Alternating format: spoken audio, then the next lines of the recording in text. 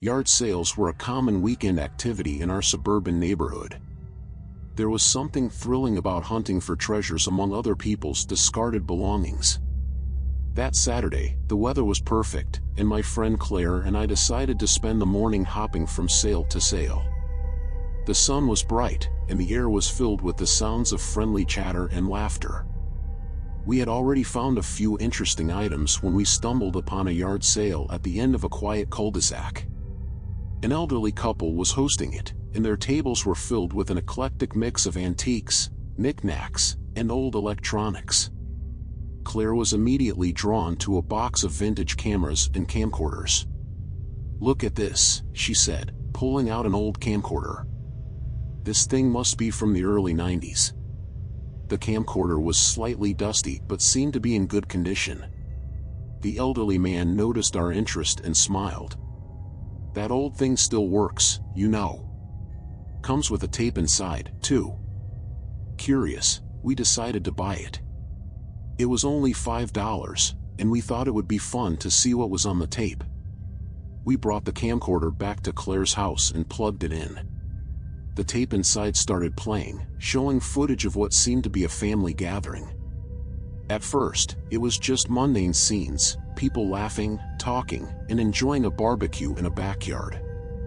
But then, the footage shifted. The camera was now positioned inside a bedroom, half hidden behind some books on a shelf. "That's weird," Claire said, her brow furrowing. "Why would someone film this?" The bedroom was empty, but the camera continued recording. Occasionally, people would walk in and out of the room, unaware they were being watched. The footage was shaky, as if the camera had been moved several times, always finding a new hiding spot. As we watched, a sense of unease settled over us. The camera's perspective changed again, this time focusing on a bed where a young woman was sleeping. The recording continued for hours, capturing her every movement. We both felt like intruders, watching something we shouldn't be seeing. "This is creepy," Claire said, her voice trembling. "We should stop watching." But I couldn't look away. There was something compelling and horrifying about the footage. The next scene showed the camera being moved again, this time to a different room. It was dark, and the only light came from the hallway. A shadow moved across the room, and then the camera focused on a closet door. The closet door creaked open, and a figure stepped out. It was a man, his face obscured by a hood.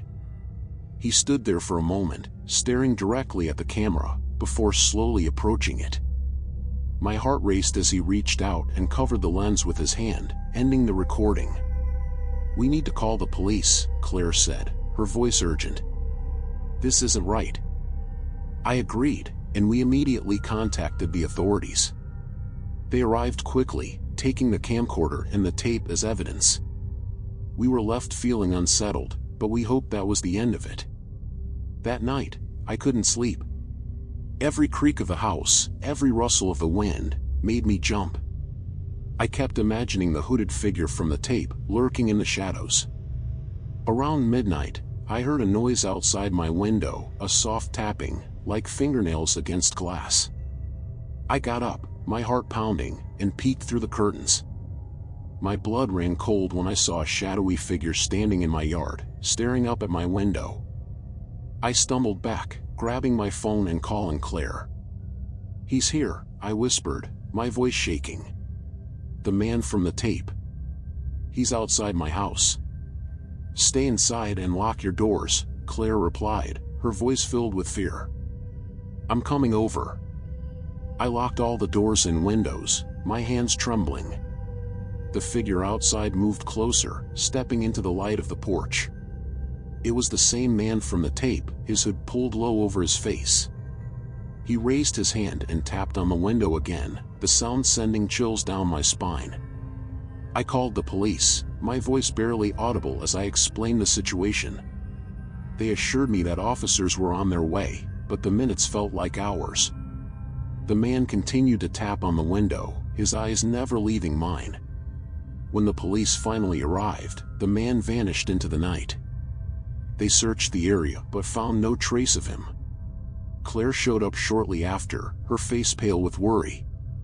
We stayed at Claire's house that night, too terrified to be alone. The next morning, we found a note slipped under Claire's front door. It was written in a shaky, almost childlike handwriting, "I see you." We were both terrified, unsure of what to do. We decided to leave town for a few days, hoping that the distance would keep us safe. But even as we packed our bags, the fear lingered. We felt like we were being watched, every shadow a potential threat. When we returned home, the police had no new information. The camcorder and tape were still in their possession, and they advised us to be cautious. We installed security cameras around our houses and kept our doors locked at all times. For weeks, we lived in a state of constant fear. Every unexpected noise, every unfamiliar face, made us jump. The sense of safety and normalcy in our lives was shattered. To this day, I don't know who the man was or why he was recording those people. The memory of his hooded figure and the invasive footage haunts me. If you're enjoying it so far, make sure to subscribe so you don't miss any new creepy story. Living in a quiet, rural area had its perks: peace, solitude, and a close-knit community where everyone knew each other. Yard sales were common here, a way for neighbors to declutter and socialize. That Saturday, I decided to visit a yard sale at a secluded house on the outskirts of town. It was a beautiful morning, the sun casting a golden glow over the fields and woods surrounding the area. The yard sale was at an old farmhouse, tucked away at the end of a long dirt road. As I pulled up, I saw a few cars already parked and people browsing the tables set up in the front yard. The atmosphere was cheerful, with children running around and neighbors catching up. I parked my car and joined the crowd, greeting a few familiar faces. The farmhouse was charming, with a wraparound porch and a yard filled with flowers. The tables were laden with antiques, vintage furniture, and various knickknacks. I took my time browsing, enjoying the relaxed pace and the sense of community. As I moved to a table near the edge of the yard, something caught my eye. In the woods, just beyond the clearing, stood a man. He was partially hidden by the trees, but I could see his figure clearly enough. He wore a dark hoodie, and his face was obscured by shadows of the trees. He was watching us intently, and a shiver ran down my spine. I looked around to see if anyone else had noticed, but everyone seemed engrossed in their conversations and shopping. I turned back to the woods, but the man was gone. I tried to shake off the feeling of unease and continued browsing, but I couldn't stop thinking about him. As I finished my shopping and headed back to my car, I glanced toward the woods again. The man was there, closer this time, standing just at the edge of the trees. His eyes seemed to follow me, and I felt a growing sense of dread. I quickly got into my car and drove away, my heart pounding. On the drive home, I kept checking my rearview mirror, half expecting to see the man following me. The roads were empty, but the feeling of being watched lingered. When I finally pulled into my driveway, I let out a sigh of relief. But the unease hadn't left me. The next few days were uneventful, but the image of the man in the woods haunted me. I found myself looking over my shoulder more often, especially when I was outside. One evening, I was sitting on my porch, enjoying the quiet, when I heard a rustling in the bushes nearby. I stood up, my heart racing, and scanned the area. At first, I saw nothing, but then I spotted him, the same man, standing at the edge of my property, watching me. My blood ran cold. I grabbed my phone and called my neighbor, Jack, who lived just down the road.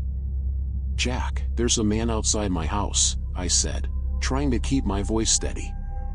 "He's been following me since the yard sale." "I'm on my way," Jack replied, his voice reassuring. Jack arrived within minutes, carrying a flashlight and a shotgun. We walked around my property, but the man had disappeared. Jack offered to stay with me for a while, and we sat on the porch, talking about what had happened. "Do you think he was a local?" Jack asked, his eyes scanning the darkness.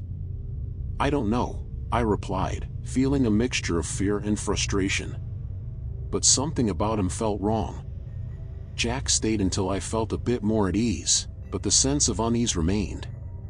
That night, I barely slept, every sound amplified by my anxiety. The following morning, I decided to drive back to the farmhouse to see if anyone there knew the man. As I pulled up, I saw police cars in the driveway, their lights flashing. A crowd had gathered, and I quickly parked and walked over to see what was happening. The owner of the farmhouse, Mrs. Thompson, was talking to the police, her face pale and drawn. I caught snippets of the conversation, something about an assault and attempted robbery. My heart sank as I realized the man I had seen was involved. One of the officers noticed me and approached. "Do you know anything about what happened here?" he asked.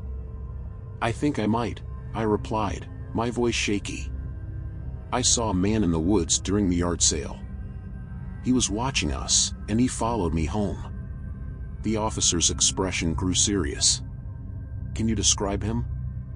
I gave a detailed description, and the officer nodded. "We've been looking for someone matching that description. He's wanted for several crimes in the area." The realization that the man had been targeting me sent chills down my spine. The police assured me they would increase patrols in the area, but I still felt vulnerable. That night, I stayed with Jack and his family, unable to face the darkness alone. Over the next few days, the police presence in our neighborhood was noticeable. They eventually caught the man, hiding in an abandoned shed not far from the farmhouse. He was charged with multiple counts of assault and attempted robbery. The news brought a sense of relief, but the fear lingered.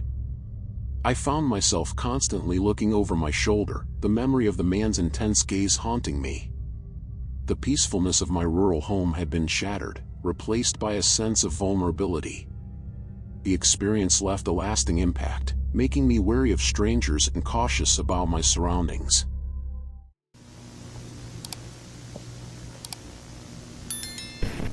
Having a yard sale seemed like the perfect way to declutter my house and make a bit of extra cash. The weather was perfect, clear skies, warm sunshine, and a gentle breeze. I had spent the previous night organizing items to sell, and by the early morning, everything was laid out neatly on tables in my front yard. The neighborhood was bustling with activity as other families set up their own sales, making it feel like a communal event. The first few hours went smoothly. Neighbors and strangers alike perused the tables, picking up old books, vintage toys, and household items. It was a pleasant experience, chatting with people and hearing stories about the items they were buying. I felt a sense of camaraderie with the other sellers and buyers, and the day was shaping up to be a success. Around noon, a man approached my sale. He was in his late 40s, wearing a faded brown coat and a baseball cap pulled low over his eyes. There was something off about him, something that set my nerves on edge. He moved slowly, almost methodically, scanning the tables with an intensity that made me uncomfortable. At first, I tried to shake off the feeling of unease. After all, people come to yard sales to find hidden treasures, and maybe he was just particularly focused. But as he lingered, his behavior became increasingly strange. He picked up a vintage doll and turned it over in his hands, inspecting it closely. "Is this special to you?" he asked, his voice low and gravelly. I shrugged, trying to keep my tone light. "It belonged to my grandmother. She collected dolls." He nodded slowly, still examining the doll. "It's beautiful. Has she passed away?" I was taken aback by the personal question. "Yes, a few years ago," I replied cautiously. He looked up at me, his eyes piercing from under the brim of his cap. "I'm sorry for your loss," he said, but there was something in his tone that made me shiver. He set the doll down gently and continued to browse, his eyes never straying far from me. The man stayed at my yard sale for what felt like an eternity. He asked odd questions about various items, always steering the conversation back to me and my family. "Do you live here alone?" he asked at one point, making my stomach twist with unease. "No, my husband is inside," I lied, hoping to deter any further personal questions. Finally, he seemed to lose interest and walked away without buying anything. I watched him go, a sense of relief washing over me. But as the day wore on, I couldn't shake the feeling that I was being watched. Every time I glanced down the street, I thought I saw a figure in the distance, but when I looked again, it was gone. As the sun began to set, the crowd thinned out, and I started packing up the unsold items. I was stacking books into a box when I felt a presence behind me. I turned quickly, my heart pounding, but there was no one there. I laughed nervously at myself, chalking it up to an overactive imagination. I was almost finished when I heard footsteps approaching. I looked up and saw the man from earlier, standing at the edge of my yard. He smiled, but it didn't reach his eyes. "I told you I'd be back for this," he said, holding up the vintage doll. I forced a smile. "It's still here if you want it," I replied, trying to keep my voice steady. He walked closer, and I noticed for the first time how gaunt and pale he looked. "How much?" he asked.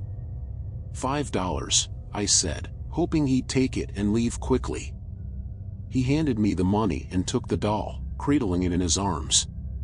"Thank you," he said, his eyes locking onto mine. "You have a beautiful home." The man's comment sent a chill down my spine. I watched him walk away, disappearing into the growing darkness.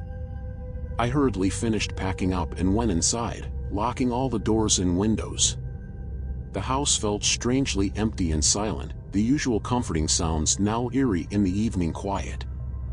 As I was getting ready for bed, I heard a noise outside, a soft rustling, like someone walking through the leaves. My heart raced as I crept to the window and peeked through the curtains. There, standing in the dim light of the street lamp, was the man. He was holding the doll, staring at my house. I backed away from the window, my mind racing. I grabbed my phone and dialed 911, my hand shaking. "There's a man outside my house," I whispered urgently to the operator. "He's been following me since this morning."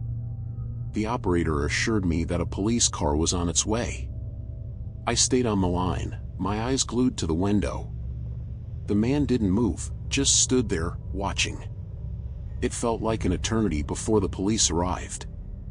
The car's headlights illuminated the street, and the man vanished into the shadows. The officers searched the area but found no trace of him. They took my statement and promised to keep an eye on the neighborhood. I felt a small sense of relief, but the fear lingered. That night, I barely slept, every creak and groan of the house setting my nerves on edge. Over the next few days, I saw the man everywhere.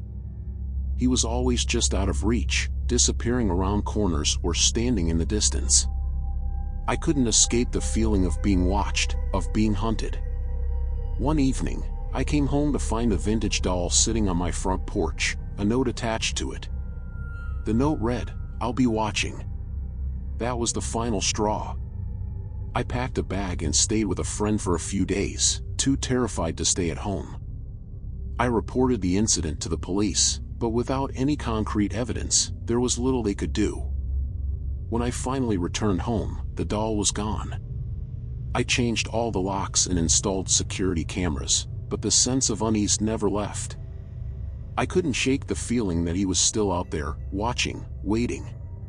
Months passed, and the sightings became less frequent, but the fear remained. I stopped hosting yard sales, unwilling to invite strangers into my life again. The experience left me wary and cautious.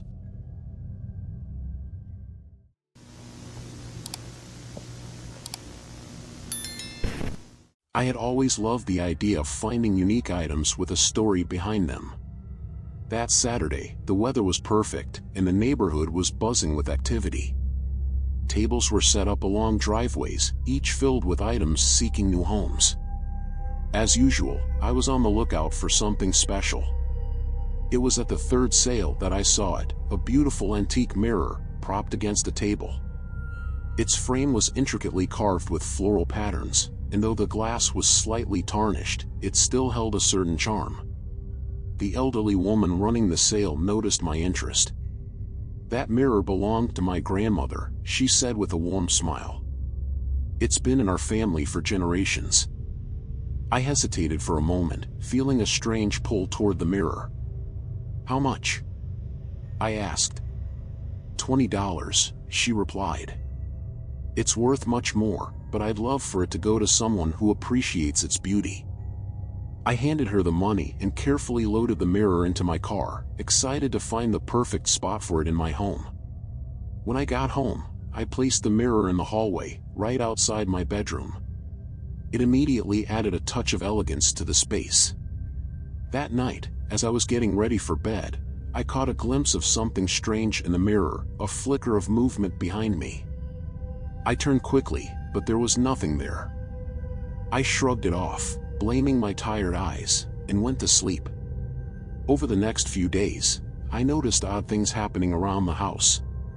Objects seemed to move on their own, doors creaked open, and there were strange cold spots in the hallway. Each time, I found myself looking at the mirror, wondering if it was somehow connected. One evening, I was sitting in the living room, watching TV, when I heard a soft whisper. It was faint, almost imperceptible, but it sent chills down my spine. I muted the TV and listened carefully. The whisper came again, clearer this time, and it seemed to be coming from the hallway.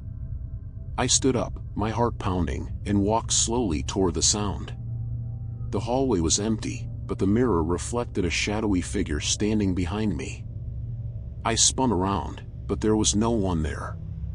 My hands were shaking as I reached for my phone to call my best friend, Lisa. "Hey, Lisa," I said, trying to keep my voice steady. "Do you mind coming over? I think my mind is playing tricks on me." Lisa arrived about 20 minutes later, bringing a sense of relief with her.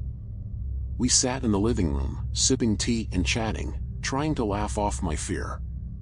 I told her about the mirror and the strange occurrences, and she suggested we move it to the garage for the night. We carried the mirror downstairs and leaned it against the wall in the garage. "There," Lisa said with a reassuring smile. "Out of sight, out of mind." That night, I slept soundly for the first time in days. But the next morning, I woke up to a chilling sight. The mirror was back in the hallway, right outside my bedroom. I felt a wave of dread wash over me as I stared at it, my mind racing. I called Lisa, my voice trembling. "You won't believe this," I said. "The mirror is back." "What? Are you sure?" she replied, her tone reflecting her disbelief. "Yes, I'm sure. We need to get rid of it." Lisa arrived quickly, and we decided to take the mirror to a nearby thrift store. We loaded it into the car, and as we drove, I couldn't shake the feeling that we were being watched. At the thrift store, we handed it over to the clerk, who seemed delighted to add such a beautiful piece to their collection. Relieved, we left the store, hoping that was the end of it. But that night, the whispers returned, louder and more insistent. I felt a presence in the house, cold and menacing. I checked the hallway, half expecting to see the mirror, but it wasn't there. Instead, I found a message written on the bathroom mirror. "You can't get rid of me." Panic set in, and I called Lisa again. "It's not over," I said, my voice barely a whisper. "I don't know what to do." Lisa suggested we contact a local historian to learn more about the mirror. We found an old bookshop in town, run by a man named Mr. Wilson, who specialized in antiques and local history. When we showed him a picture of the mirror, his expression grew serious. "This mirror has a dark history," he said. "It once belonged to a woman accused of witchcraft in the 1800s. She was executed, and it's said her spirit haunts the mirror, seeking vengeance on those who possess it." We listened in horror as Mr. Wilson explained that the spirit could only be appeased by returning the mirror to its original location, a small abandoned house on the outskirts of town. Determined to end the nightmare, Lisa and I drove to the thrift store to retrieve the mirror. The clerk hesitated, saying it had already been sold, but we insisted, explaining the urgency. We finally convinced him to give us the buyer's address. We drove to the address, a small house at the edge of town. The new owner was reluctant to part with the mirror, but after hearing our story, she agreed to let us take it. That night, we drove to the abandoned house, our nerves on edge. We placed the mirror in the center of the living room, hoping it would end the haunting. After that night, the strange occurrences stopped. My home felt peaceful again, and I no longer felt the oppressive presence. If you enjoyed this video, make sure to subscribe to our channel and hit the like button for more terrifying tales. Don't miss our latest video, Scary True Train Horror Stories, where we uncover eerie and unsettling experiences that happen on trains. These stories will make you think twice before your next train journey. See you in the next video.